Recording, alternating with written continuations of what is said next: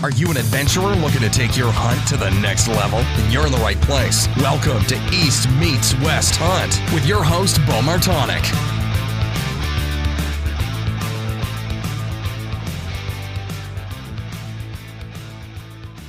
Hey everyone, welcome back to another episode of the East Meets West Hunt podcast presented by Spartan Forge. Today I am joined by successful hunter, owner of Bone Mountain Outfitters, and a good friend of mine, Jeff Helm. Jeff has been going on DIY out-of-state whitetail and elk hunts for years, learning from the School of Hard Knocks. We discussed some of the similarities with big whitetail bucks and bull elk, boots on the ground, elk scouting strategies, adapting to elk personalities, keeping your hunting spots sacred, and much more to get you prepared for September elk hunting, which is coming quickly. On this week's Mountain Buck Monday Story of the Week, this one comes from Seth Bent out of Vermont. So Seth says, I started listening to you last year and have since been listening almost every day at work. I absolutely love it, and you've been crushing it, man. So first of all, Seth, thank you for that. I greatly appreciate it. He said, this buck is from November 11th, 2018, the second day of rifle season. The day before, I think I jumped this very same buck, but that is a whole nother story. The second morning, my dad, grandfather, and I were hunting the same ridge top. One took top with one on each side, still hunting the ridge into the wind. I was on one side and had gotten a little ahead of them, so I decided to pop up to see more of the top and wait for them to catch back up. And when I did that, I had only been standing for a few minutes and heard some crashing coming towards me in the dry leaves. A doe came running out of a thicket and jumped over the ridge on the edge. And right after that, close behind her, another doe came out, but turned towards me and got within 15 yards before going over the edge to escape.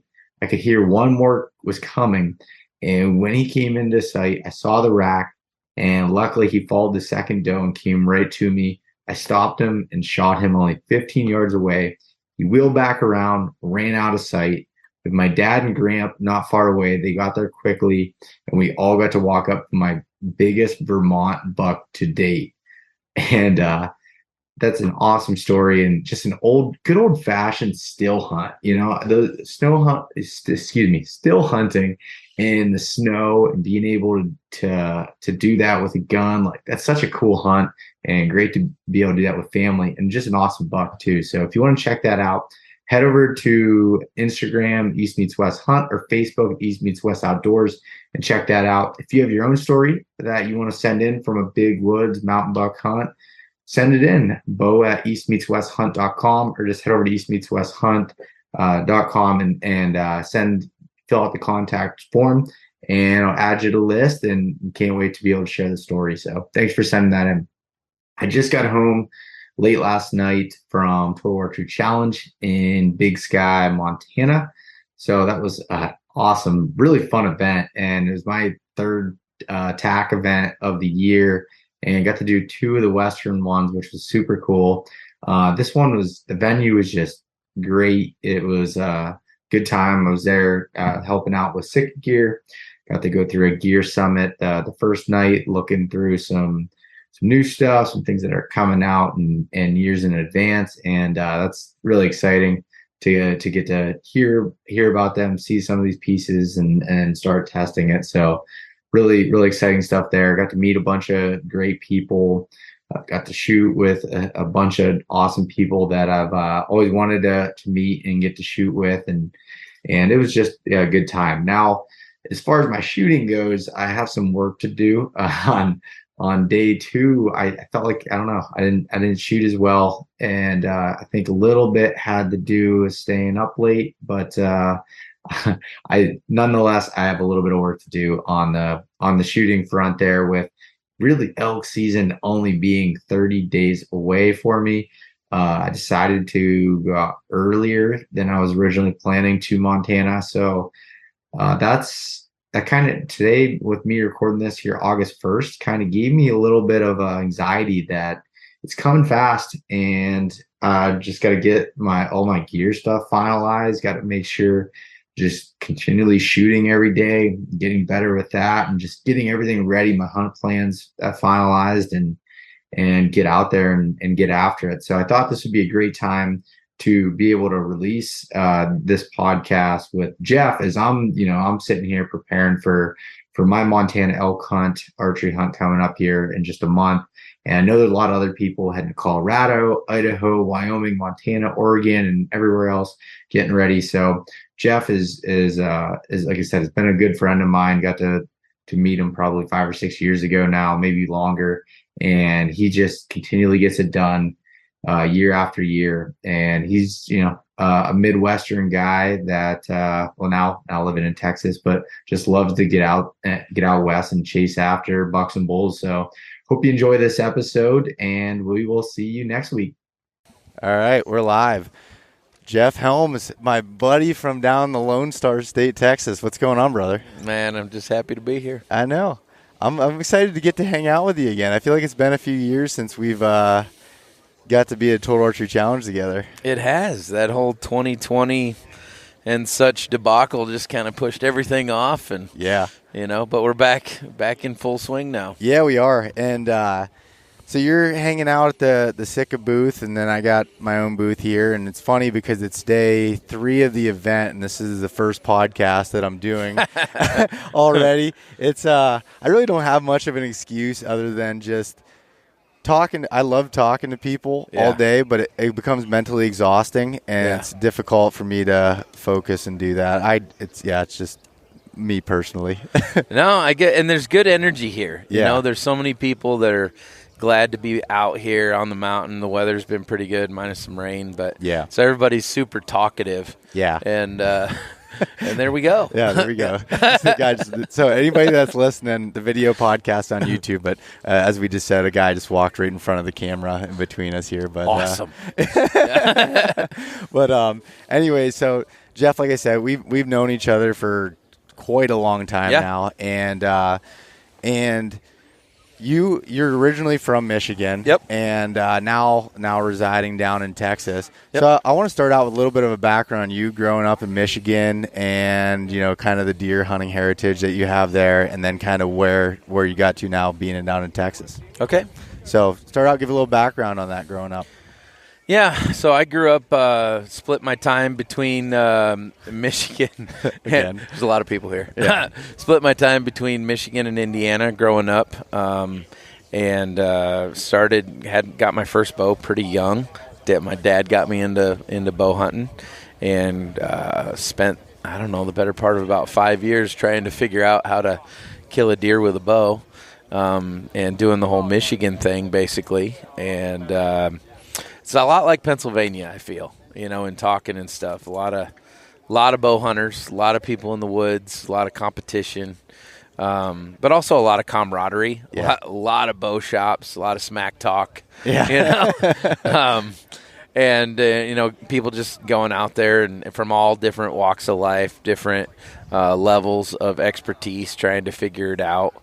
I feel like Michigan is similar. Pennsylvania's got a little bit more, mountain bucks, so to speak, but we do have some hardwood bucks and, some big woods bucks, the UP especially. Yeah, northern Michigan. When I was up there for Total Archery Challenge last year, even heading up that way, I was like, man, there's some awesome country up through here. There is.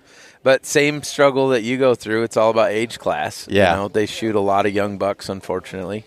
But a lot of heritage. It was good. So been a bow hunter since I can remember, just like I said, I think I got my first bow when I was 7 or 8. Okay.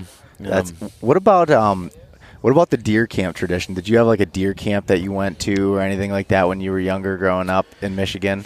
Not necessarily. I'm a bit jealous of that because I feel like Pennsylvania's got a lot of that. Yeah. I definitely, even though my dad got me started in bow hunting, I'm definitely a lot more passionate about it than he was. Mm-hmm. And so there was moments where we'd go and put groups together and stuff and head up north and, do some deer camps, but not a ton. It was mainly me grinding it out with some buddies, trying to figure how this thing worked. And I did do, as I got a little bit older and graduated high school, I started hunting a lot more with one of my dad's buddies that was really successful. And he's actually the one that got me to start going out of state to hunt. And he was actually there the first time I killed a bull. And he and I missed a bull at exactly the same time. And I loaded a follow-up shot quicker. And it's a long story, but the short version is this bull came in right between us, and we both missed him because it was so thick at 15 yards. Really? Yeah. And he kind of took 2 bounds, stopped, and at 24 yards, I shot him. Really? But so really I learned a lot from that guy, and he was really my dad's buddy, but he was a killer. And, you find that you gravitate towards those guys that are killers. Yeah. And he taught me really how to scout, how to break property down, how to find animals, and how to get through the mental battles and really become a killer.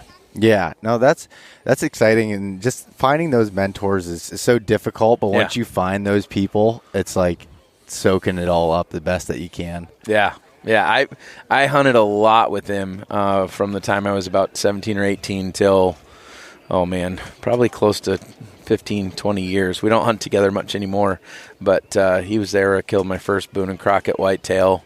He was there for one of my biggest bulls, like a lot of my bulls. I've hauled bulls off the mountain for him, and it's kind of cool. One camp that we were in, I was the only guy that was under 60.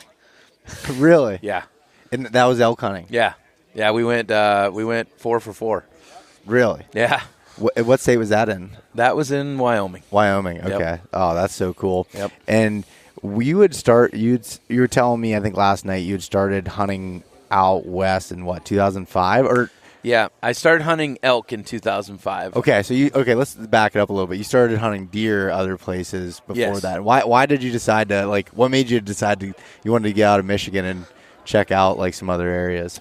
It was mainly age class. I was looking for age class, and of course you see these articles that on in magazines, and you would see different things, and you're like, man, I'm struggling to find a 2.5-year-old 110-inch deer, and these guys are killing big bucks, in all these other states, Ohio, Indiana. Iowa, Kansas, obviously there's some big ones like that. And so my buddy that I was telling you about, Tom, he started going out 2 or 3 years before me, and I'll never forget, he came home and he had a 180-inch buck. And I'm like, what's going on here? And he had killed a 180-inch buck, and then he killed a solid 150s buck, and he's like, you need to go with us. I'm like, all right. So in 2000, I started going and hunting out of state, looking for, 4 or 5-year-old deer. And, man, I just had a blast. I got addicted to it.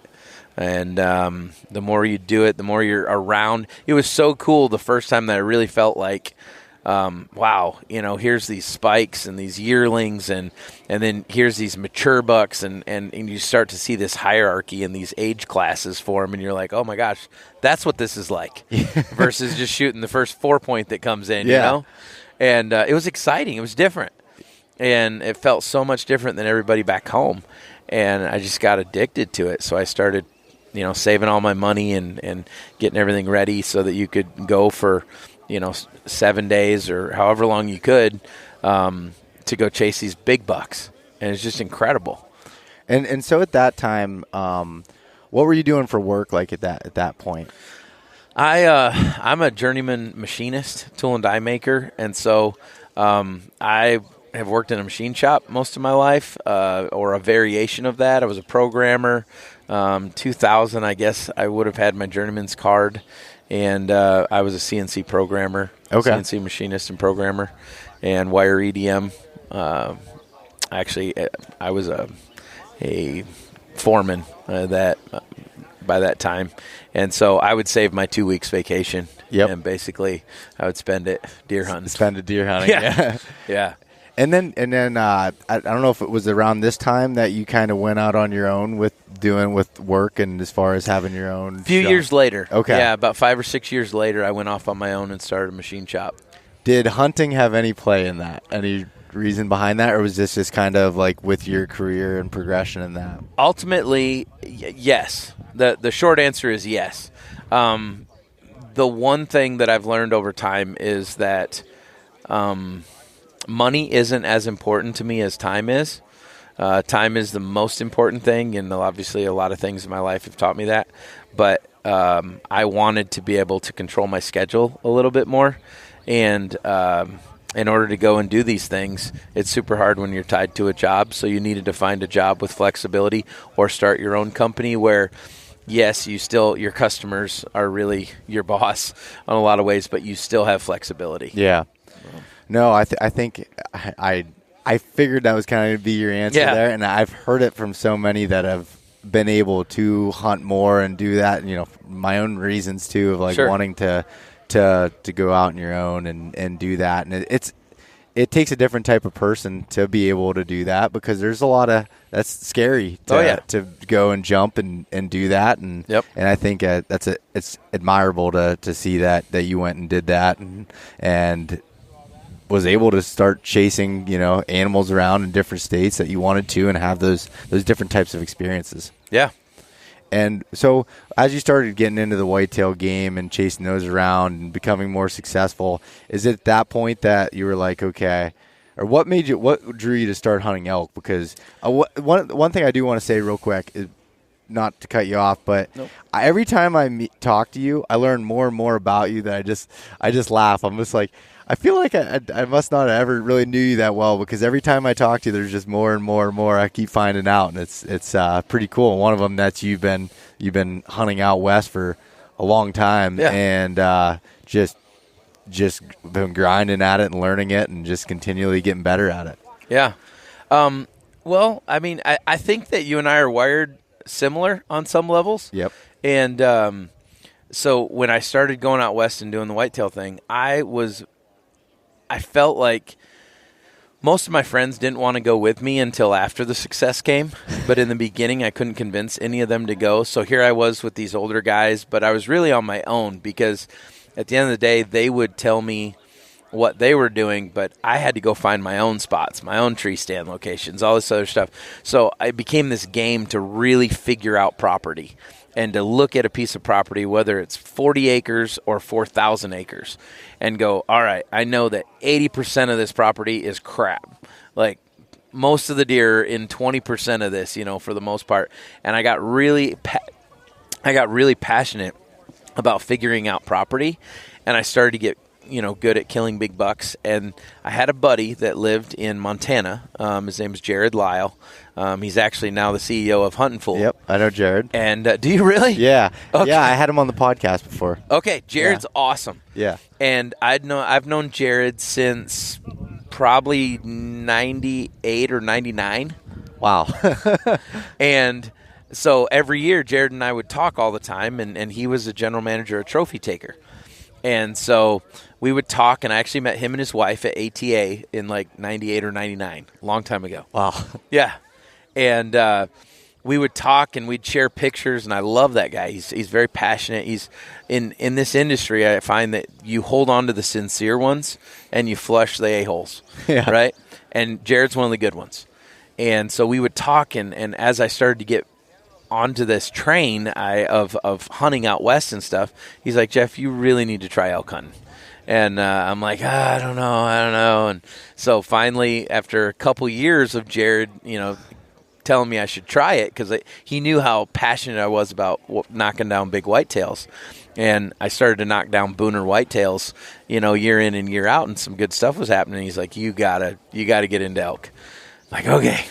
So we finally went, and 2005 was the first year that we went out, and we picked a spot on the map and decided that we were going to go out there and give it a go. And there was, I guess there was 4 of us in camp, and we were all 4 from Michigan. Nobody had killed an elk before, and we started marking out stuff based on paper topo maps, right? There's no Onyx or anything like that. And we started marking stuff out, and all right, you go that way, I'll go this way, and let's just find the elk, you know? Let's do just what we do with whitetail on these big public land chunks and different stuff. Let's do it with elk. Like, we don't know what we're doing, Yeah. but let's try. And so we did. We just split up and we started looking, and I found elk in one of the spots that I checked. And I went back, and you know when you go back to camp, and I'm like, I found elk. Yeah. Like, it's elk heaven. Yeah. They're everywhere. You're not going to believe it, you know. And I was just so pumped. And and so we were all pumped because we were doing really this truck hunt. You know, we were at the trucks. We had a camper, we had a tent, and then we were just going scouting. Well, once we found them, we decided to bivy because it was like, I don't know, I think it was 4.5 miles back in or 3.5 miles back into where we found them. And we were like, we don't want to do that every day, so let's bivy in there. And, you know, we bivied back in there, and we were blessed that first year. I killed an elk. I killed a 6-point. And No way. I'm going to tell you it was dumb luck and perseverance. Yeah. I really didn't. I wasn't a good elk hunter. We were just consistent to put in the work. Yeah. You know? You know, there's a couple things that I want to unravel with that. But one is the whole thing about the persistence thing is I've said it on here 100 times, but all the people I talk to that are the most successful in what they do, it all comes down to that they just don't quit and they just keep doing the same thing day in and day out. They're not everybody, no matter how good they are, is going to be successful. No. Day 1, day 2, day 3, but it's the ones that go to the very end and until that last clock that ticks midnight and they can't hunt anymore or whatever. Yep. Not really midnight, but you know what I mean. And that those are the ones that continually do it. And even if you don't know exactly what, you know, if it's, you know, obviously it would be in a new species for you, but you probably took, you know, some of the stuff you said it from what you learned with whitetails and figuring them out and applied it and just figured it out as you kind of went there. Experience is a good teacher, and I tell people all the time that they want the secret or whatever. There is no secret. Success never goes on sale. You always have to pay full price, right? Always. You're a killer, right? You and your dad kill big bucks. I respect the hell out of that. At the end of the day, when you go out into the mountains, don't forget that. You're a killer. Like, utilize those skills into this different animal. But at the end of the day, there's so many parallels between whitetails and big elk. There really are. There's differences too. Yeah. But there's so many parallels, especially in early season and late season. You know, elk are, the more I learn about elk and the more I go through it, the more I feel like I don't know anything. It's crazy to me. It is absolutely crazy. You know, and I even feel that way about whitetails too. Like every year, I feel like, you know, you think you got something figured out, and then you get there and they teach you something that's like, all right, this is going to be figure it out as you go, see what the situation takes, and make the best play based off of what you're seeing, and kind of go through it. And like you said, experience is such a good teacher, and just getting out there and trying it. If you wouldn't have went out, or you needed to have everything perfect, or you needed to, you know, obviously the time there wasn't podcasts, there wasn't all those other things. But even if there was, like, there's no like right time. There's never going to be that perfect time to try something or do it. It takes doing it and understanding the fact that it's going to take work. Oh, 100%. And there's so many audibles that need to be called, right? Yep. Like, I know, I'm sure people come up to you all the time and they want to know, you know, they want to talk to you about a situation or different things. At the end of the day, there's so many audibles. I'm like, you don't understand, based on the state you're in, based on the season you're in, the weapon that you have, the hunting pressure, you know, just so many, the weather, you know, so many different things that you have to call audibles on. And I love the fact that I'm constantly being reminded that I know nothing. You know, like, I know nothing. Like, dang it. Yeah. Okay, so another thing I thought about in that story was, it was your guys' first elk hunt. Yes. And you decided to bivy back in. What was that like? You know, we were, so backtrack, my buddies that were my dad's friends had gone before. So I kind of had an idea. Growing up, I'm a big backpack guy. Yeah. Like, my dad took me into Yellowstone, and we did 14 days of camping off the grid. Like, we literally started one place, and I want to say we did like 46 miles. Did some trout fishing, hiked some peaks, and so I actually had some gear and loved camping and hiking and stuff. So I'm not going to say I had it all right. I didn't. We definitely, I mean, it was bad. I had a terrible backpack. I had this internal frame backpack that was a total piece of crap. Was it like a backpacking specific one, or was it a hunting pack? It was a glorified. I don't want to use the company's name, but it was a glorified day pack, is what it was. Yeah. And you try putting 80 pounds of meat in a glorified day pack. I mean, I still have pictures of me laying on the ground like, this is terrible. I'm never gonna be here again. Yeah. You know. You get all this weight on your shoulders, like just crushing you. Dead. It's dead. Like your the top of your arms start to go numb. You know, and you're like, this is not good. No bueno.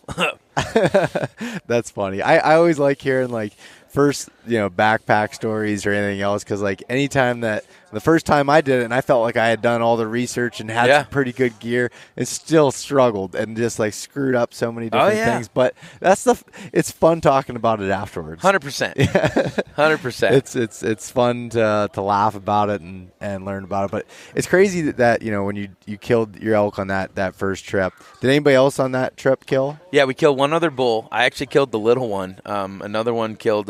My bull was a really nice 6-point. I mean, I mounted him, put him on the wall. Right. Super proud of him. But we killed another 6x6 that was 320.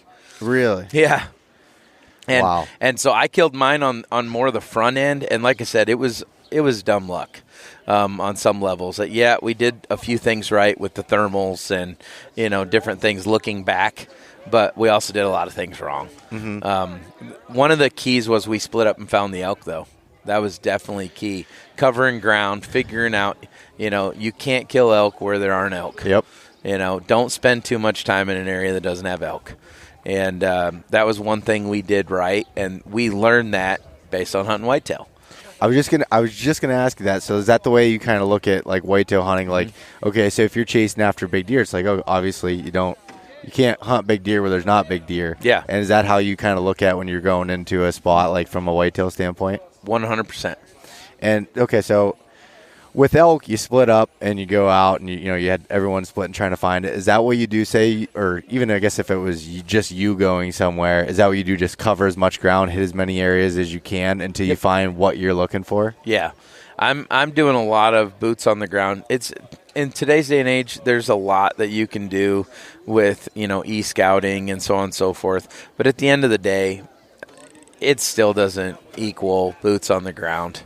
And and elk change. They change based on fires. They change based on forage, pressure, just all kinds of different things. So, there's areas that they may be the first part of the season that they're not going to be, the second or third week.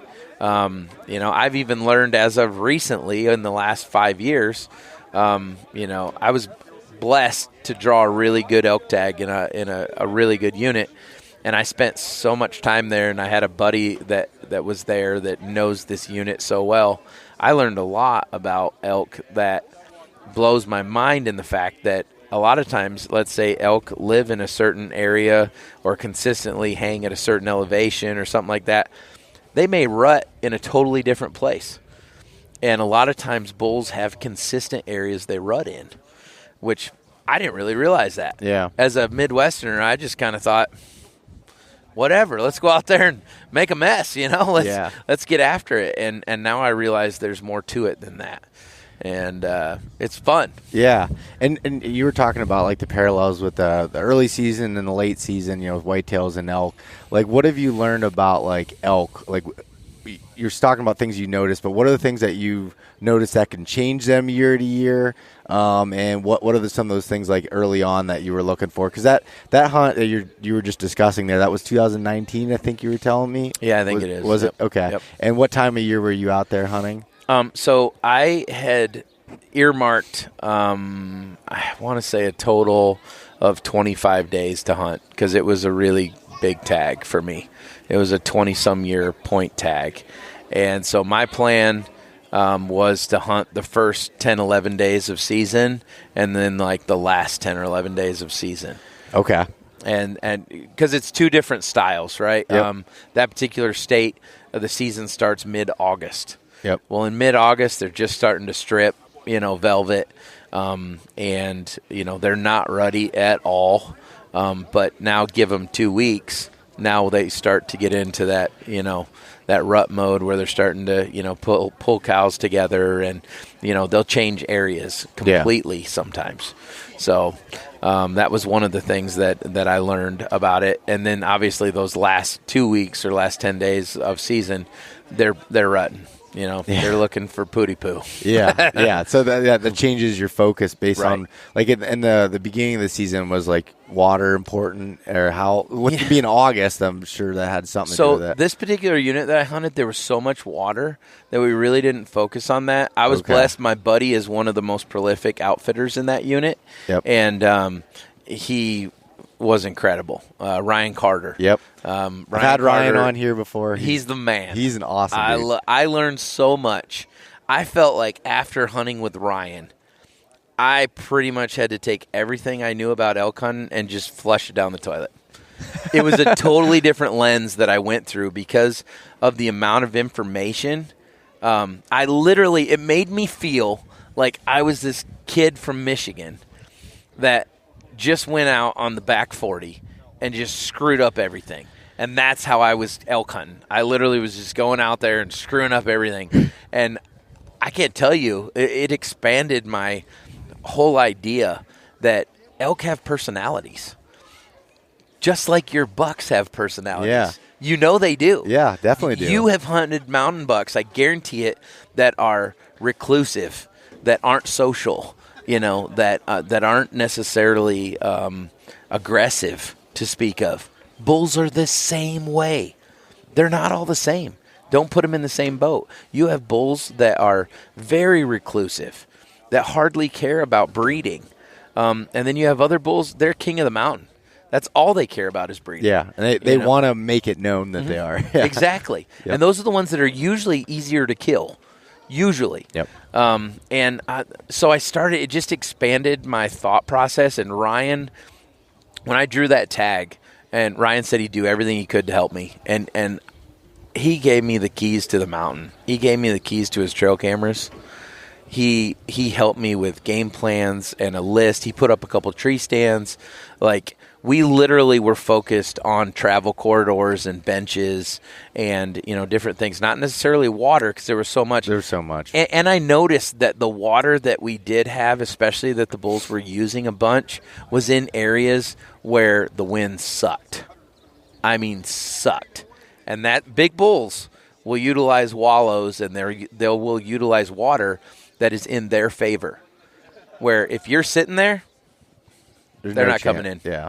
It's just like a mountain buck, right? Yeah. Like, you sitting there and you're like, I can't sit that water. I sit that water, guaranteed he's going to come down this edge, he's going to scent check me, and he's not coming in. Yeah, or it's going to swirl, or it's going to do, yeah. Yes. There's a wallow I can remember in Colorado that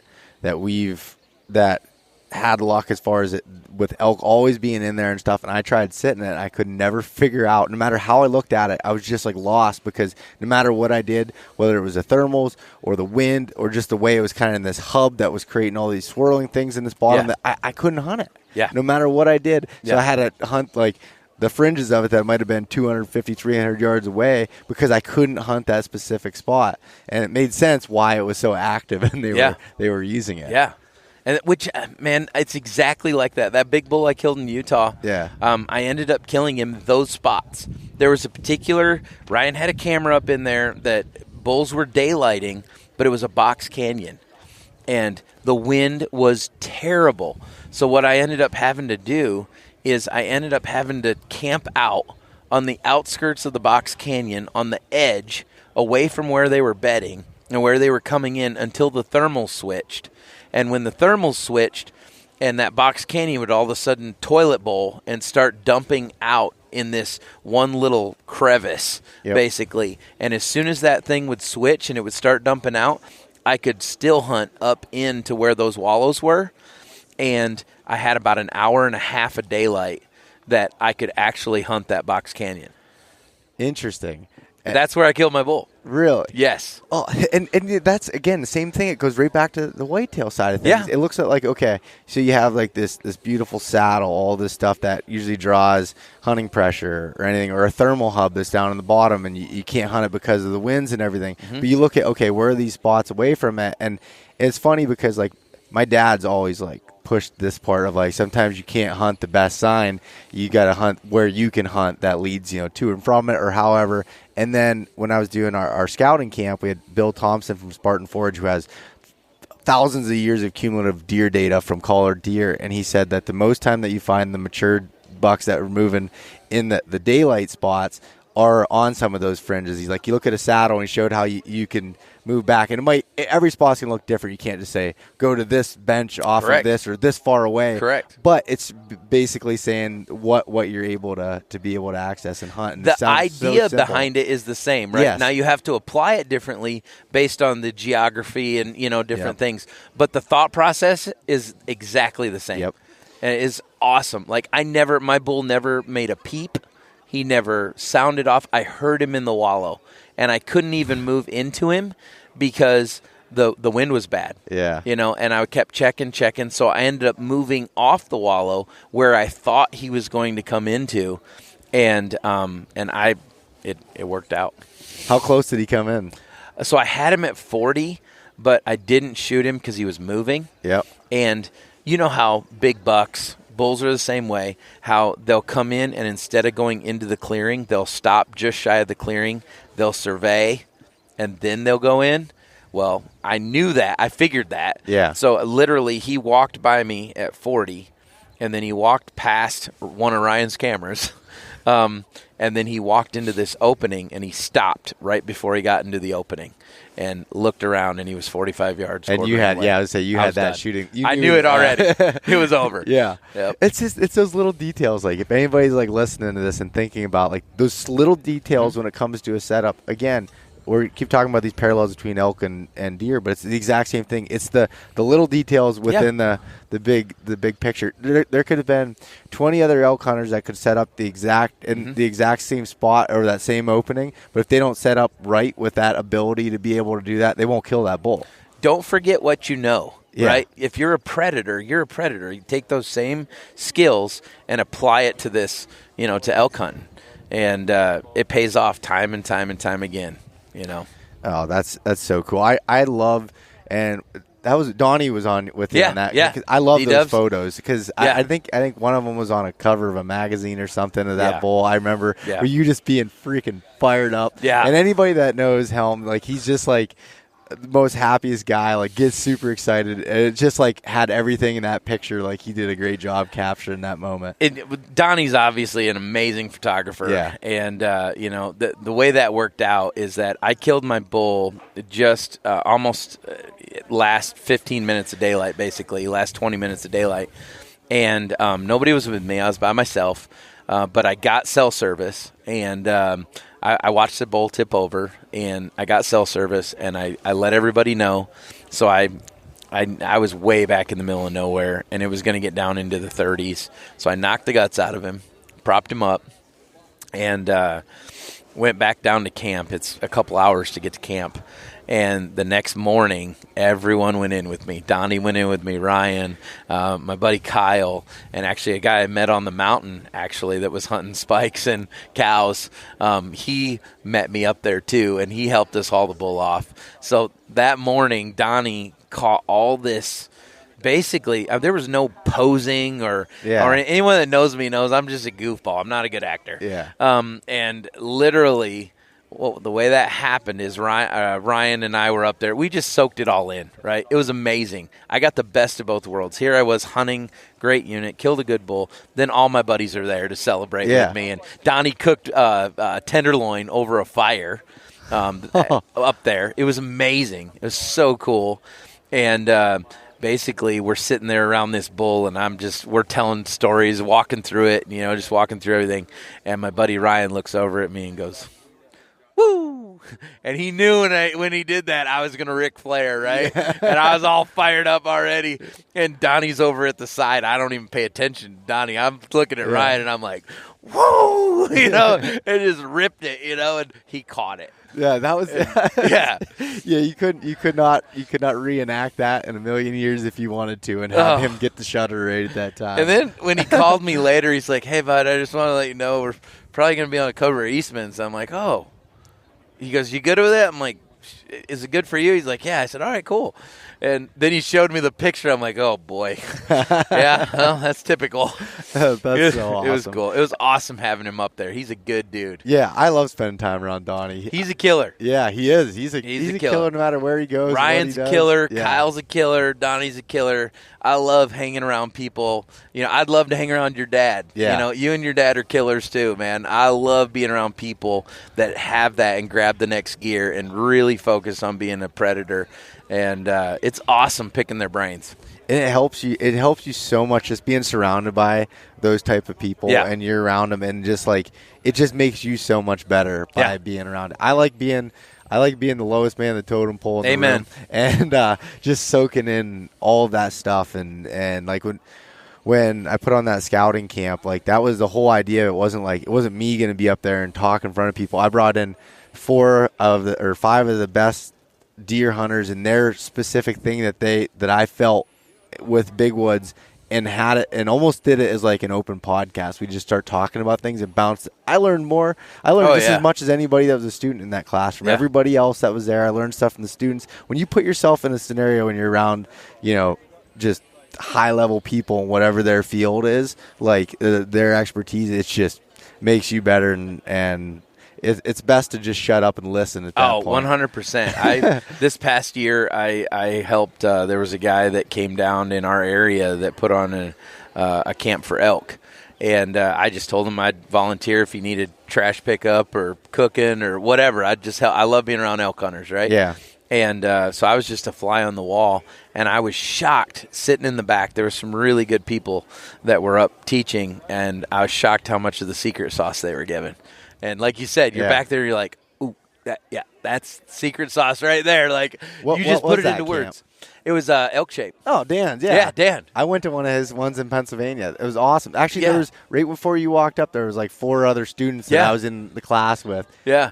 Awesome Joel event. Turner was there, and Dirk, and different people, and man, just there were so many hungry students. Yep. And it was awesome to just sit back and listen. Tree line pursuits. That Mark guy. Livesey. That dude. Man, he made me feel inadequate at e-scouting. I was like, wow.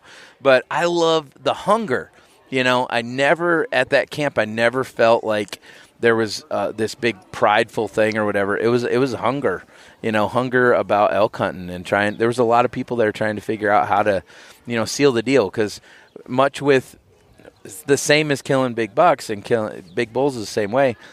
It's thin threads why people are unsuccessful. Mm-hmm. The difference between being successful and not successful is one branch, one miscue, just missing a yardage. Being on the back side of a tree instead of a front side of a tree, choosing to be over here where the contour will take your scent away from this danger zone. A lot of times it can't be perfect, but if you can get it close, but your scent's pulling or not understanding thermals or you name it, it's just little things. Yeah. And so another thing that, you were mentioning there about, having that, you were hunting by yourself, but you had that group dynamic of everyone coming to help out and everything. But I also know from talking to you that you like to hunt elk by yourself a lot. I do, yeah. And explain a little bit about why and kind of that, dynamic versus the group setting. It's complicated. There's a lot of different places I could go with that.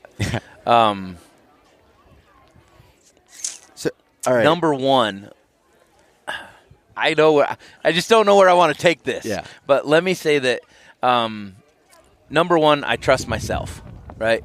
And I do hunt a lot with my son. He's 19. He's been on the mountains with me since he was 8. He's been on 90% of my elk hunts probably.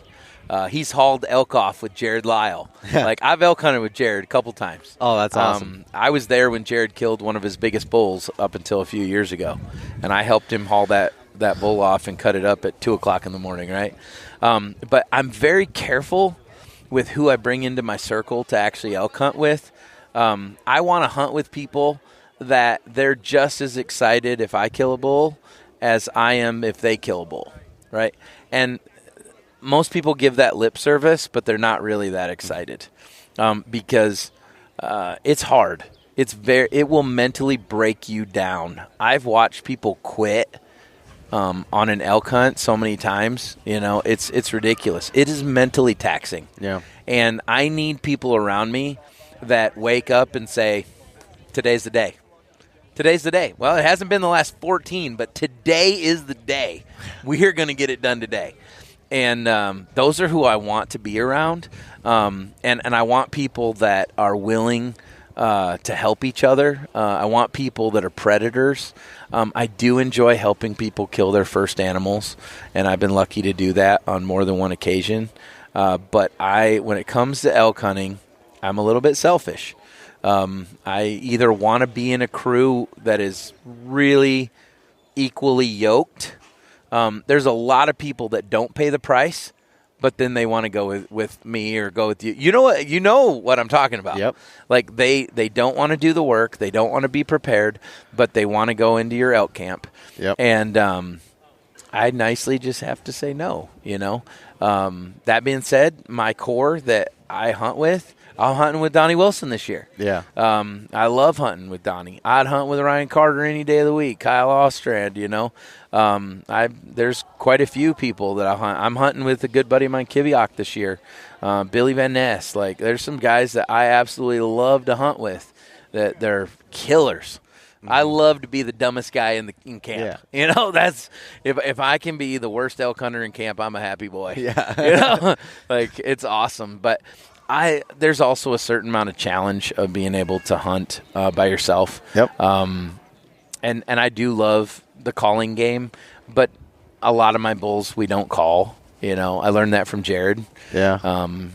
Jared loves to call bulls, but he's not prejudiced. He'll kill any bull. Yeah. Kill them in their bed, kill them on their way to feed, on their way to water, like you name it, So I love to keep my circle tight, and I want to be happy for people. I've been doing this long enough that I've had some spots, I'm sure you have too, that have been blown out by people that you trusted, and they came back with a truck full. Yeah. And you did the work, you found the spot, you knew it, and all of a sudden, here you are 14 hours from home in a tree stand, and some dude walks in that you know from home, and you're like, what are you doing here?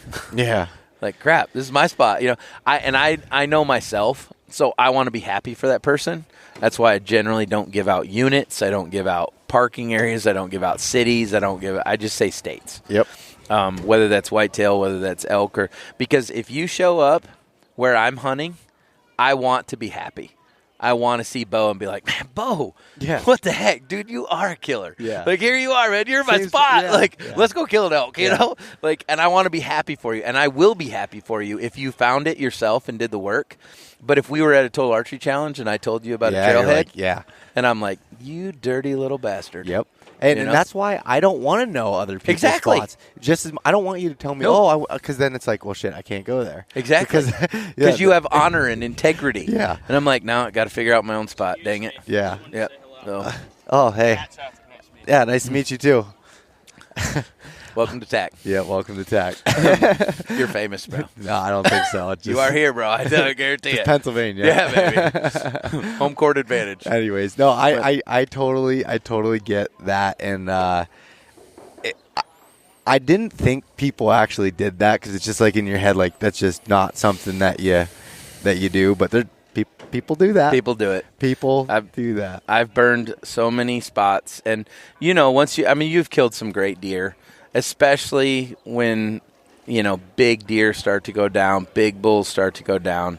Now all of a sudden the game gets a little dirty if you're not careful. Yeah. But if you have the right crew, it's awesome. Yep. So much fun. Luckily, nobody's following me around elk hunting at this point. So stick around. Yeah. So that works. But how many bulls have you killed? Only one. Just one. Yep. All right. Yep. I've only killed one. It was a good bull. one. Yeah. Thank you. Yeah. Nope. That was the last time that I've hunted elk, like focused on it. I hunted a couple days last year, so this year getting back into it, awesome. And I'm freaking pumped about it because that was in 2019, and I went to Alaska the year after that, and so I'm just freaking ecstatic. That's and awesome. So you've been hunting elk for how many years now? Since 2005, so 16, 17 years. Yeah. Yep. That is awesome. And I know you've hunted through a bunch of different states. And how do I want to ask this? I don't want to ask you, okay, how many bulls have you killed throughout those years? And do you go out like every year to hunt elk now? I've missed 1 year in there, and I don't know the exact number. I've killed 14 or 15 right in there. Freaking crazy. Yeah. That's why I thought, I don't remember if someone told me that or you said that. I was like, that's a ridiculous I number. love elk hunting. Yeah. Like, I'm passionate. I've been blessed to kill multiple bulls on the same year and at times. And a Michigan boy that now lives in Texas and just... You can do it. I'm just here to give people hope. Yeah. Some fat kid from Michigan, can get it done. Here I am. It's so awesome. And now you do live in Texas. I do. Yep. And how long ago did you move there? About 15 years ago. Okay. Yeah, pretty close to hold on. I think I got that date wrong. Well, 2007. So yeah, pretty close. Okay. Yeah, 14. What made you want to go from Michigan to Texas, like the polar opposites? So I started a business, and the long and the short of it is there was a better job opportunities down there, and I got a really good opportunity to start a business with a guy, and my wife's father lived down there as well, so it was an opportunity for us to be closer to him. And so there was just a few things that kind of lined up, and honestly, I didn't want to move down there. And one of my buddies said, "Why not? Have you ever lived there?" And I'm like, "No, I haven't." He's like, "Go check it out." So I did. I went down there, and we spent a week like driving around, and I couldn't believe the deer and the pigs. And I'm just thinking, oh my gosh, this is a bow hunter's paradise. Yeah. And so the area of Texas I live in has a lot of hunting opportunities, and I just love it. So I've never looked back. Yeah, it seems like fun. I mean, it seems like you're always able to hunt different species. 365 if we want. Texas is like just one of those places that's it's just so cool to me and like so eye-opening because it's so different than anywhere. Texas literally is its own country. It is. The United State of Texas. Yep. Oh, yeah. And most people, when you meet them from Texas, especially the ones that were like born and bred there, they're from Texas. They're right? proud. Yeah, they're in proud. a healthy way. I love the pride. Yeah. I think that's so cool. There's not too many other places. Montana's another place I found. The ones that grew up in Montana, they are, just proud as can be, and I think that's speaks a lot for it. I think it's pretty cool. And of course, we're a little closer to elk hunting too. We got New Mexico and we got Colorado that's pretty close. So yeah. What's your favorite thing to hunt in Texas? Axis deer. Axis deer. Yeah. Why They're mini elk. They're mini elk. There's all kinds of parallels. In fact, Ryan came down and hunted not that long ago, and he said they're just mini bulls. I said they are. They roar. The does talk. They herd. They have sentries. They have does that are looking out just like cow elk. Mm-hmm. They're tasty. I just love how they act. It's spot and stalk a lot of times. Mm-hmm. I love spot and stalk hunting. So it's definitely my favorite. But it's hard to beat pig hunting too. Pig hunting's fun. Yeah. It's fun sticking hogs and thermals. Thermals are a go down there too. So I mean, don't threaten me with a good time. That sounds so awesome. And I've heard a lot about axis deer and heard they taste amazing. Oh, they're fantastic. And that's they're right so there cool. with elk. I would say they're maybe a touch better than elk. Really? Just because even with elk, you have to be careful not to overcook it. Yep. With axis, you can basically burn it and it still tastes good. Really? Yeah. Interesting. I didn't. Why is that? Is there? I don't know. I have no idea. They're so good though. Huh. That's awesome. And hog hunting, that also looks just like so much fun. We got aoudad, we got all kinds of, black buck and you name it. And people are shocked that all the animals I just told you about, they're free range.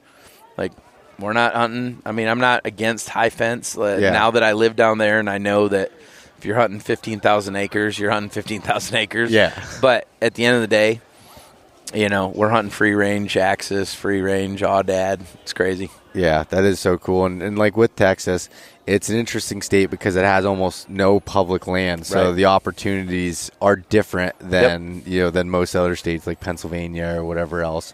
And so with that being said, like with Texas, it's more so, is it getting in with leases, getting in with landowners or outfitters? Is that kind of how that's broken down for the most part? It's a combination of things. Some outfitting.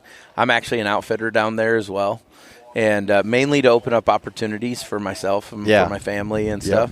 But we do outfit, and then we do have leases. Then some places that are smaller, it's just a handshake. And, I've got one place I've hunted for the last, since I've lived there. And it hasn't cost me a dime, but in return I run security. I check their fences. I run trail cameras for trespassers and a bunch of different things. In return, they let my son and I bow hunt. Oh, that's sweet. So what's your outfitting business called? Bone Mountain Outfitters. Bone Mountain Outfitters. Mm-hmm. And what can people come hunt like down with you? Or do you have it open for anybody to come down and book it and anything? We're a little full right now, but we have a few openings. We sell pigs, whitetails, aoudad, pretty much right now in Texas. And then we also do mule deer and elk in Colorado. Awesome. Yeah. That's really cool. Again, see, I just keep. I knew you just keep learning stuff. Yeah, right? I knew you did outfitting, but I didn't know it was your own. It's one of those things that it's pretty much word of mouth. Like we were full last year, so I don't need clients necessarily. And so a lot of times I don't put it out there. I don't, I don't promote it. I probably do it for the wrong reasons. I don't do it for money. Yeah. I literally do it so that it opens opportunities for my son and I to hunt, and I like helping people kill elk and mule deer. We killed some studs last year, so it's just a lot of fun. The more you do it, I think the more that you realize that there's more to life than just filling your trophy room. Yep. That there's other things that fulfill you a little bit more, a lot more. Yeah. And I'm trying to figure that hopefully earlier rather than later. That's awesome, man. Yeah. I think that's so cool, and getting to help other people by doing it. And another person walking in front of the camera. But anyways, well, where can people find? Do you have like a website for Beau Mountain? Man, I run most everything through my Instagram. Probably, really? Yeah. People reach out to me. It's helm.yeah, and so usually people reach out to me there, and then I go from there. But that's it. Awesome. I like it, man. Yeah. Well, Jeff, thank you for coming on and finally getting to sit down and talk with you here and get to learn even more and more about you. So appreciate you sharing the knowledge with everybody here. Good luck this year, buddy. Yeah, you too, man. It's going to be fun. One last thing. Where are you hunting this year? Man, it's going to be a busy year. Not specific? No, I got it. No, so I actually have 4 elk tags this year. So it's a really good year. I drew some tags. I drew an Arizona elk tag, which is a dream come true. I drew a coveted Montana tag, archery, which is fantastic, and I have an Oregon elk tag and a Colorado elk tag. So I'm going to be a busy boy. Yes, you are. Yeah. That's exciting. Well, at least the Arizona one's outside of September. Yes, it is. So that helps you a little bit there. Yep. And Oregon is actually August. Oh. So I'll be in there, so that kind of splits it up. Should be good. That's cool. Well, and where are you going to be? I'm going to be in Montana. Nice. Yeah, I'm going to be hunting Montana. So I'll have the combo tag, elk and deer, hunt elk in September, go back out for deer in November. Really looking forward to it, man. That's awesome. Awesome. Well, thanks, Jeff, again for coming on. And you bet. Talk to you soon, buddy. You bet.